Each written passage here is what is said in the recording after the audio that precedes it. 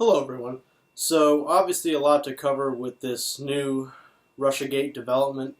People are saying they found the smoking gun. Um, some big to do, right? Yeah.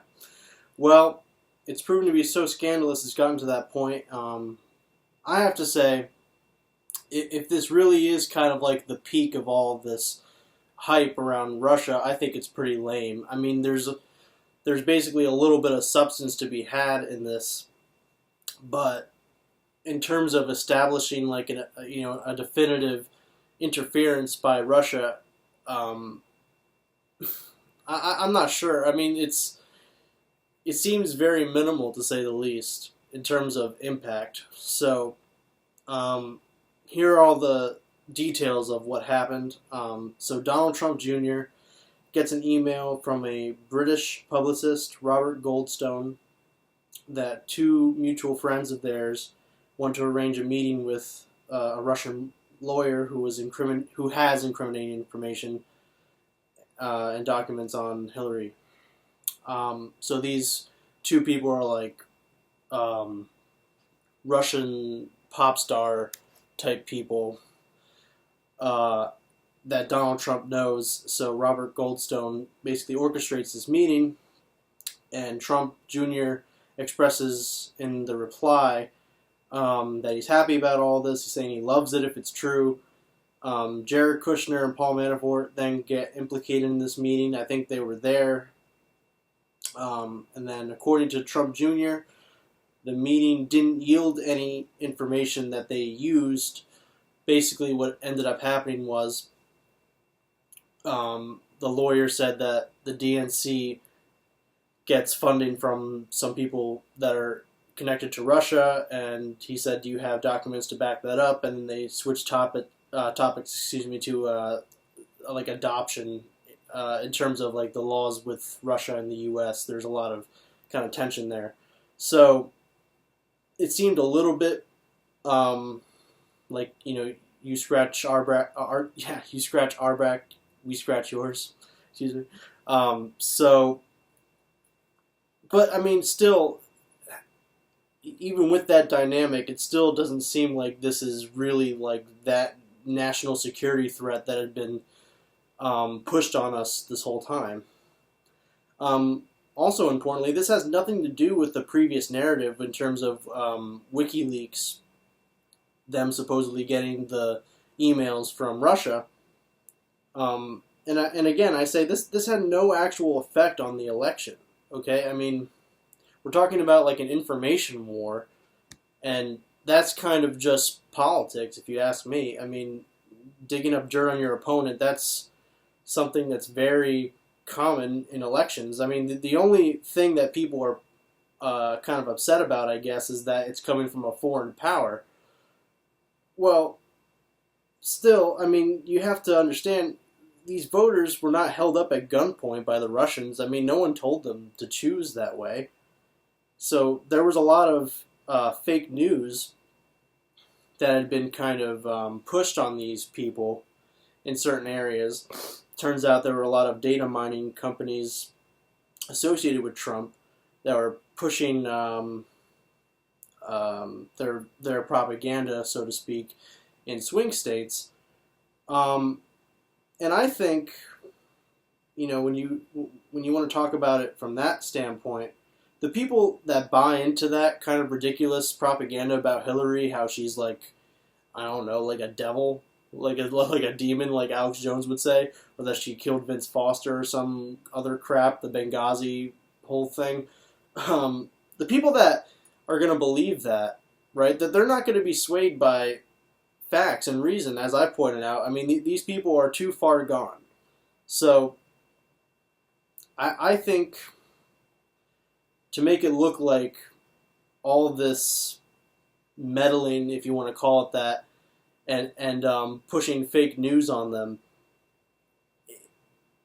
if you're sophisticated enough and you're smart enough, then you can see through it. But some people, they just can't. I mean, I guess it's bad that it was there in the first place, whatever. But at the same time, they had their opinion made up of Hillary. I guarantee you. Like she was just a disliked candidate. The polls show that. So it was always kind of within the margin of error. So I think it's a classic example of preaching to the choir. Like these people are hearing what they probably already think. They're just getting it from a kind of big source, like Breitbart or Drudge Report, Infowars. So, yeah, I mean, like these people on the left that are kind of like the third-party voters for Jill Stein, like they aren't affected by this stuff with the Russians. They had their own reasons for not voting for Hillary. So there's a lot that goes into it.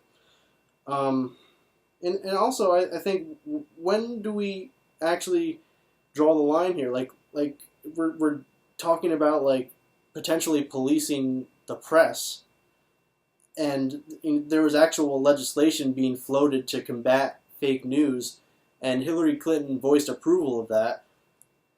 It would make sense for her to do it because she was, I guess, affected by it. But look, it's a slippery slope when you're talking about the state actually having a say over the news and press. I mean, this is what RT does. RT is a state-run outlet in Russia. The U.S., the people in the establishment here, I'm sure they would love to have something like that in the U.S. They would love to have state-run propaganda and to just put out there like what the government is basically thinking, and that's like the standard of what's right.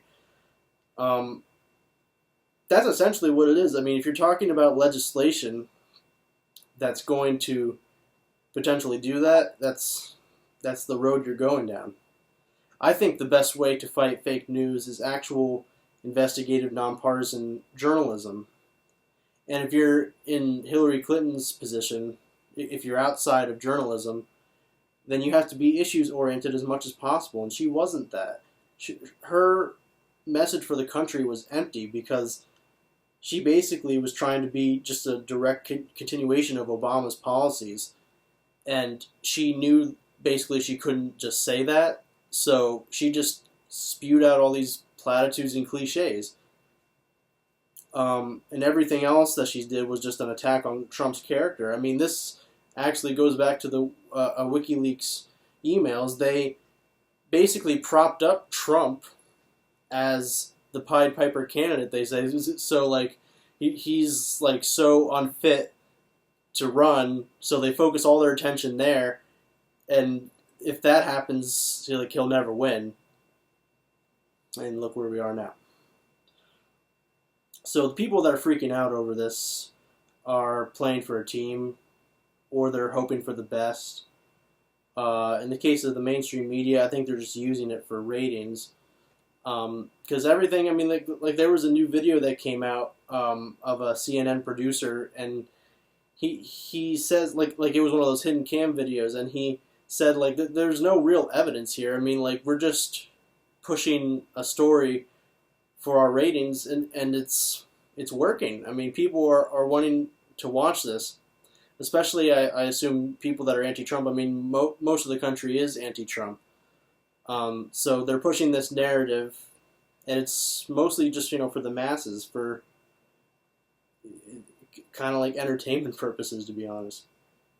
But it's ridiculous. I mean, like, Trump Sr. is not even implicated in this new story here, in this meeting with the Russian lawyer. So, like, any talk of impeachment over this is ridiculous. I haven't heard people directly kind of make that conclusion, but they obviously do want to impeach Trump. And look, as far as I go with impeaching Trump, to be honest, I think Pence would be worse.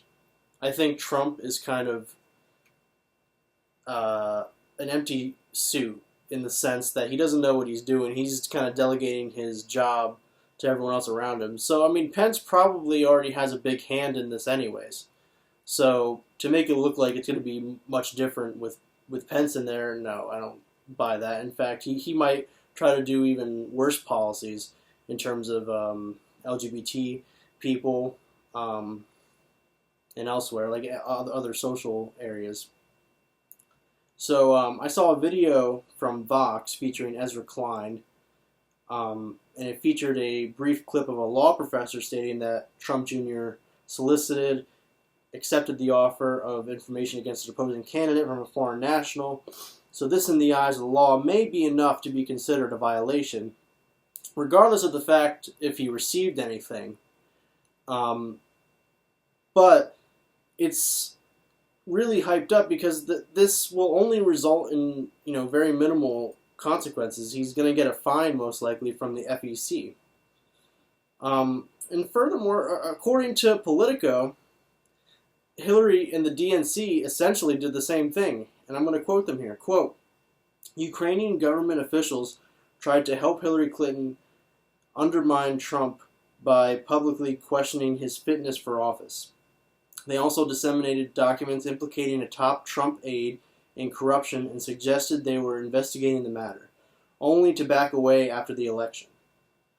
And they helped Clinton's allies research damaging information on Trump and his advisors, a Politico investigation found.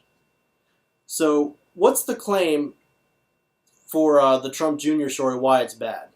He got, dirt on the opposing candidate, Hillary, from a foreign national, from a Russian lawyer. So here we have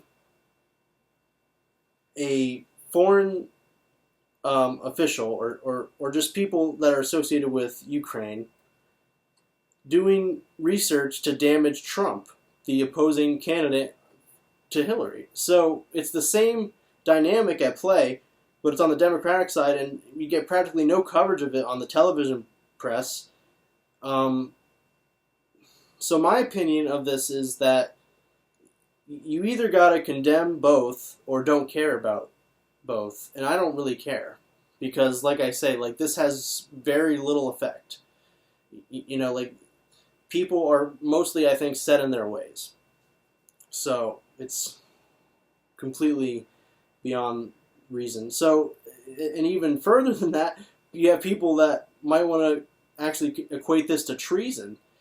And for that, I have to say, you have to read the Constitution to understand why that's not right.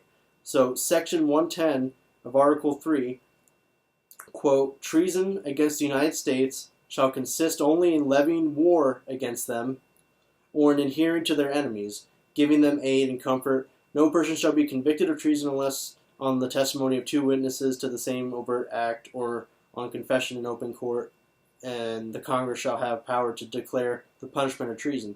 So you have to be at war with Russia in order for this to be treason. And I know that people in the establishment would love to say that we're at war with Russia. In fact, a Democratic strategist said recently we should be debating whether or not we should bomb the Kremlin. So how is that going to make us safe if we're actually talking about at this stage right now? Okay, so let's put aside if we find some kind of evidence that Russia was definitely trying to subvert our political system in some way, and they're really nefarious, whatever. At this stage now, we have people in this guy is a Democratic strategist, so let's just say he's part of the establishment. He's talking about blowing up the Kremlin. Okay, this is madness here we're talking about. Look, no matter what your position is, it's obviously a different kind of war. It's one of information and technology. So we're not talking about lives at stake here. We're talking about I guess versions of the truth through propaganda. So is this worth going to war over? I would say no, because is our national security at risk? We have to ask ourselves that question. Is Russia going to, invade us? I really think that's what it comes down to. Not whether or not this interference is something that we have to act on in that way, in a military way. Um, so the last real declaration of war was World War II, and so this precedent is nothing really new. I mean, we don't have to declare war with Russia to do. We're going to do whatever we want in terms of that. We've been, all over the map since World War II. So I think with that framing, of course, the conclusion you're going to have, if that conclusion in your mind is that Putin is nefarious and trying to do something to change our country, then yeah, you're going to want to go to war, intervene in some way. And, I'm of the opinion that even if you want to view Russia's supposed interference as a provocation, the solution should be more diplomacy. Of course, we're not going to agree on everything, but treating this as an adversarial situation only inches us closer to the brink of a broader conflict or full-scale war. So, like really examine the situation and see if there's an actual security risk. And if it's not that, then we have to do more diplomacy. We have to work together where we agree. And now this leads into a Fox News segment of Tucker Carlson talking to former Lieutenant Colonel and now Fox News analyst Ralph Peters. So Tucker Carlson asks, why can't we put aside our differences with Russia and work together to fight ISIS in Syria? And Peters replies, well, you sound like Charles Lindbergh in the 30s saying Hitler didn't attack us. And this is, again, taking it to absurd levels, in my opinion. I mean, Putin is not a good guy, I would say, by any means. But and Tucker Carlson was very clear about that. He says he's, a shady guy. And there's a lot of shady things involved with him. But to say he's comparable to Hitler is just pushing it, to say the least. I mean, look, Hitler killed 12 million people. Half of that was Jews. So is Putin responsible for the deaths of even 1 million people? Like, this is crazy talk, I'm telling you. Like, and Peters gives this ridiculous reason, oh, well, he bombs civilians in Syria on purpose. Well, I would have to say that if you're using that logic, then we're Hitler too. The U.S. has bombed hospitals, weddings, open-air markets, children playing on beaches. And as far as, the on-purpose part, like how many times can we go, oops, sorry, civilian casualties here, sorry. Well, like tens of thousands of times if you're going off that logic. And I'm quite sure that at least some of those times we knew what we were doing. So spare me that.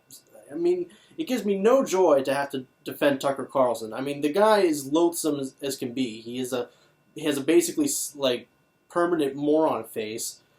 But why is it such a hard concept to grasp for these people? I mean, I'm not an interventionist. I think that the way we conduct ourselves in war with drones, because of their lack of accuracy and oftentimes intelligence, it's irresponsible. And as a result of the civilian casualties, we feed sympathy to terrorism. But if we're going to continue this fight against ISIS, why is working with Russia a bad thing? Like striving to do that. And it's not just ISIS, it's other jihadists in the region like al-Nusra, and they pose a threat to stability. And again, I'll add this caveat again. Assad's not a good guy either, but I care about what's going to be more stable in the long run for now. And right now, if Assad's out of power, there's going to be a power vacuum there, and the terrorists are going to have a much easier time gaining power. So, for the time being, yes, we do have to, cope with the fact that Assad is going to be there. If we can figure out a way to get him out of power in a way that's diplomatic, whatever, like that's fine. But we can't just allow a situation where there's another power vacuum like in Iraq.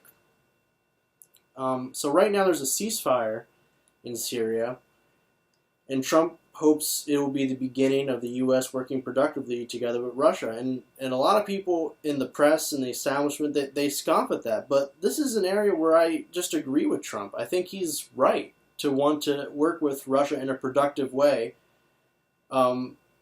I mean, there's so many reasons why the ceasefire might not work. Excuse me. There's so many factors, but perhaps in making a genuine effort here, we can work together with Russia and reach agreement elsewhere. So again, that doesn't mean we give them a pass on everything. I mean, we can be critical on his actions, whether it be Crimea or the fact that there's a lot of journalists that end up getting killed here. But it's certainly true that stoking more conflict with them is just feeding into the neocon agenda of more intervention. I mean, keep in mind here, Obama was just the preferred candidate of Russia both times he ran, because he was less hawkish on them than John McCain and Mitt Romney. Mitt Romney famously said, like, Russia is our number one greatest threat, and Obama said the 1980s called, they want their foreign policy back. So it was a big laugh then, except now this idea of intervention there is more mainstream. It's become more hip to be anti-Russian to the point of we have to act now. We got to do something about this. So I'm for being more diplomatic with them, being more understanding of their needs. I mean, look, we've oftentimes just screwed them with NATO and encroached on their border in history and expanded NATO, basically. So we're getting to a point here where we just might have to listen to them. We might have to just sit down with them and listen to their point of view, and we may not be able to help them in every respect, but I think at least making an effort is going to make somewhat of a difference. And to the extent that Trump's doing that, he met with Putin, I think, just once now, at the G20 summit, I believe it was. So I would be more proactive, personally, but you got to do what you got to do. You got to make something happen. So it's also incredibly disingenuous to act like we always have the standard of moral greatness when we abuse human rights as well. I mean, I'm not in the game here of comparing U.S. to Russia. Like, are we better? Is Russia better? I'm just gonna say, we do abuse human rights. We may not kill journalists, but in the Dakota Access Pipeline protest, we've used chemical weapons on people. We lock people up extrajudicially in Gitmo, and we've tortured people there. Okay, we sold weapons to Saudi Arabia, and then they in turn ravaged the country of Yemen. They make it so that they don't have food, and they're going through a man-made famine. And also on top of that, they're being bombed with our weapons, and the Yemeni people see this. So overseas, it's not like people overseas see us as the bearers of freedom and democracy. In fact, for most people, I would imagine it's quite the opposite.